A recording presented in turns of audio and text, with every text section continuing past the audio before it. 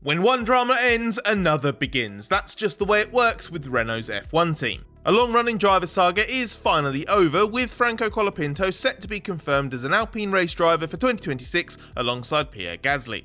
But that in turn creates uncertainty over the future of Alpine's jilted former F1 driver Jack Doohan, who's been stuck on the sidelines after being dropped for Colapinto earlier this year.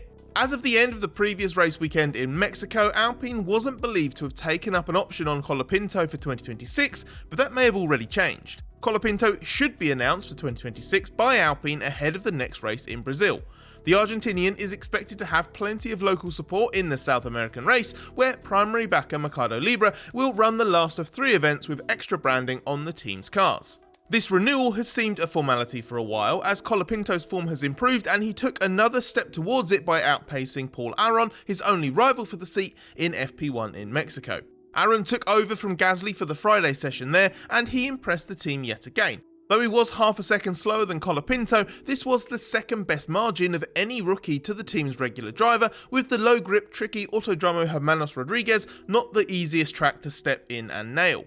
In fact, had Red Bull's Arvid Lindblad not benefited from significant track evolution with a very late performance run on softs at the very end of the session, Aron would have been the most impressive of all the 9 FP1 drivers. Still, the gap highlighted that Colapinto is a legitimate reference for Alpine, and he went on to have another improved weekend in terms of peak pace and overall performance, despite Mexico being a shocker for the team itself. So Colapinto made it through the last direct test Alpine set for him.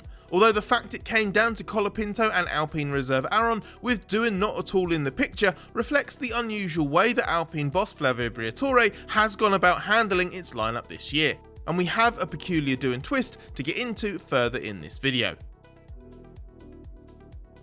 Before we get into Doohan, Colapinto's situation has turned around from being talked down a lot by Briatore just a couple of months ago.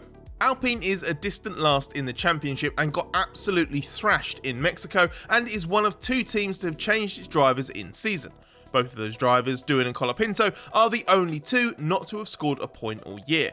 Colapinto's position as the incumbent driver, with good backing from Latin America, always gave him a big opportunity to claim the seat as his own longer term. But he struggled for several races after replacing Doohan, which raised the inevitable question over whether he would complete the season, let alone continue for 2026. That change was framed as an evaluation and a rotation in the first place after all, and Colapinto seemed under a lot of pressure when in August, Briatore admitted to making mistakes with his rapid promotion to a race seat. At the Dutch Grand Prix at the end of August, Briatore strongly hinted that promoting Colapinto to a race seat alongside Gasly at round 7 was an error, and that Alpine has not managed him correctly. By that point, Briatore claimed he'd seen everything already to make a decision, and I don't think I need to see anything more. This could have been generously interpreted as positive, given Briatore kept Colapinto in the car after the summer break, except Briatore went on to say maybe it wasn't the time to have Franco in F1, that he's not happy, and really it's not what I expected from Colapinto. Briatore also admitted that Alpine might have mismanaged Colapinto and he didn't know what he'd do for 2026.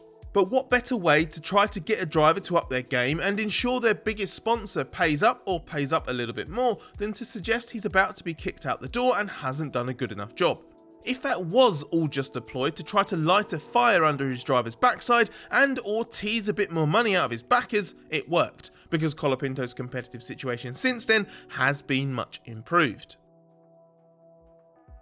It's probably no surprise that with more time in the car, and upon returning to tracks he drove in 2024 during his cameo with Williams last year, Colapinto has found better form.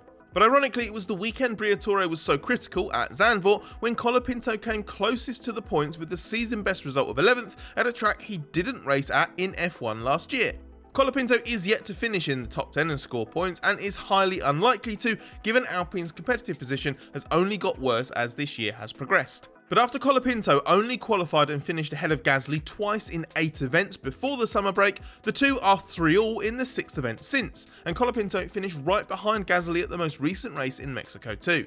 He's used his extended stint in the car to build familiarity and confidence, having missed pre-season testing and the first 6 rounds, and made a stronger case to be retained. There have still been the occasional qualifying missteps, like a big deficit in the US and a needless mistake in Mexico when he looked rapid versus Gasly all weekend. And in the US, Colapinto also disappointed Alpine by refusing to follow a team order at the end of the race to hold position when running only 18th, directly behind Gasly, as the team managed a fuel level concern into the final laps of the Grand Prix. This was an unnecessary controversy to generate given their positions, despite some very generous claims in some quarters that it was exactly what Briatore would want to see from a young driver. It didn't go down well, and Colapinto had to apologise to Gasly and to the team and publicly admitted he was wrong. While that was something specific to learn from, generally speaking, Colapinto has been much closer to Gasly in recent races, and it's not his fault that Alpine's fallen so far off. He's only got his teammate to benchmark himself against, and any improvement isn't going to result in a significant upturn in race finishing positions. His trend has secured his position nicely alongside the financial backing he brings, even though that shouldn't be a factor for a manufacturer-owned entry like Alpine. But the reality is, this failed works team has much bigger problems, having put all its eggs in the becoming a Mercedes customer for new rules in 2026 will fix everything basket. And at this point, Colapinto is the sensible continuity pick for a team with more to prioritise than messing around with more driver changes. Colapinto's confirmation will officially wipe out Doohan's hopes of an F1 comeback with Alpine, but this has been coming for so long it's hardly going to be a surprise to him. A greater disappointment for Doohan is that a possible return before the end of 2025 was also thwarted. Doohan's F1 chance with Alpine was immediately undermined this year when Briatore brought Colapinto in from Williams over the winter. It sent Doohan into his first F1 season with intense scrutiny and uncertainty over his position, having only made his debut at the last minute in the 2024 season finale in Abu Dhabi. When the change was finally made in May, it was widely felt as unfair on Doohan and premature given he'd had little time to make progress. He had 3 crashes in his 6 weekends as an Alpine driver, but also showed signs of strong underlying pace. Alpine originally framed it as an evaluation of Colapinto that left the door open to Doohan returning, although Briatore later contradicted this despite being quoted in the original press release. The notion of an evaluation and a rotation of the seat was also communicated to Doohan, who expected to be put back in the car if Colapinto failed to perform to a high enough level. Even though Colapinto struggled for several races, then crashed heavily in a Pirelli test heading into the summer break, Alpine opted against a further driver change. But that didn't stop Doohan being given hope he could still race again this year. We understand that Doohan has been told on multiple occasions this side of the summer break that he had chances to regain his seat before the end of the season, eventually with an emphasis on the final 3 rounds. This would presumably tie in with Mercado Libre not paying for the Colapinto seat anymore. It was contingent on securing financial backing for the seat along with a subjective judgment of how Colapinto would perform. Doohan was previously a paid Alpine driver during his short-lived stint in the race seat and didn't have that drive because he brought financial backing. But after having conversations to try to get the seat back, it's understood Doohan's team was able to source enough funding to satisfy what Briatore had asked for. However, Colapinto made Briatore happy with his progress through September and October, and his cause was aided by key backer Mercado Libre locking in its financial support for the remainder of the year too. So however ajar the door actually was to Doohan, it was quickly slammed shut in his face. The big curiosity now is what Colapinto racing for Alpine in 2026 will mean for Doohan, given he clearly has no meaningful F1 future under Briatore's leadership. An Alpine race seat was Doohan's preferred option for next year, and he wants to fight for his place in the team, but that doesn't seem possible. Doohan is still Alpine's reserve driver, so he could return to a race seat if either Gasly or Colapinto need to miss a Grand Prix, and alongside Aaron, he would be expected to perform that role again in 2026. But that's not really an existence that appeals to any driver, plus Doohan's focus is on a full-time F1 option or establishing a racing program to avoid yet another compromised year. Remember, Doohan's not had a full season of racing since 2023, as he was Alpine's reserve in 2024 in anticipation of stepping up to F1 and has done nothing since being dropped this year.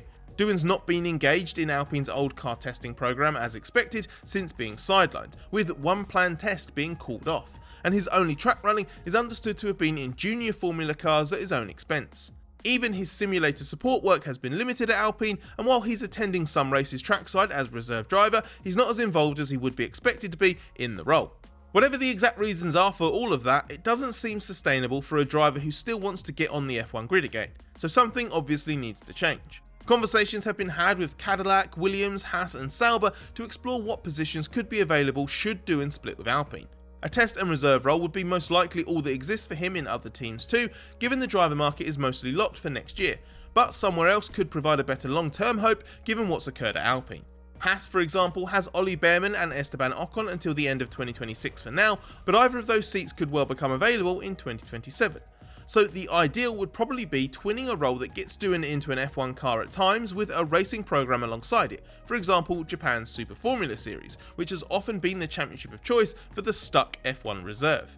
To get to that stage though, Doohan and Alpine need to work out what future the two parties really have with each other, and what kind of resolution is possible if that answer is no future. Because if Alpine can't facilitate what Doohan needs, and his serious F1 options with the team are blocked, that is a complex situation to unpick.